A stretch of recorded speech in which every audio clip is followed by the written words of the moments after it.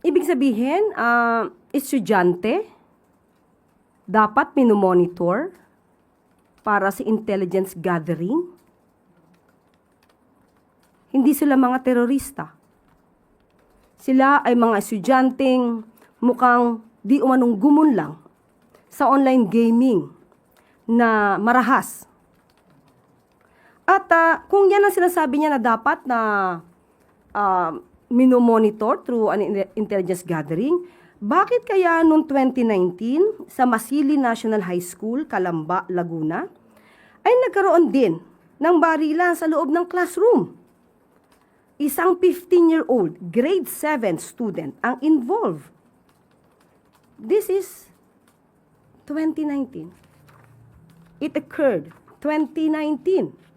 Bakit hindi ito kaya nakita sa intelligence report ng kanyang ama?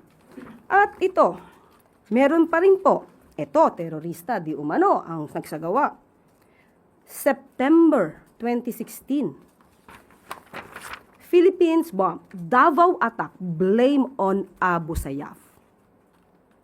Bakit hindi niya kaya tinuruan ang kanyang ama para marisulba or ma-counter ito agad? Okay? Meron pa pong isa. November 29, 2016, 9 injured in bomb blast targeting Duterte's security team. Magaling naman po yata siya magpuna. Pero walang solusyon na naibibigay. Sana magbigay siya ng solusyon. At ito pa po. 2019, Duterte Honors Cup killed in school explosion. Hindi po ba dapat kung napakagaling niya magbigay ng suggestion, dapat ay tinuruan niya ang kanyang ama para ito ay na-prevent.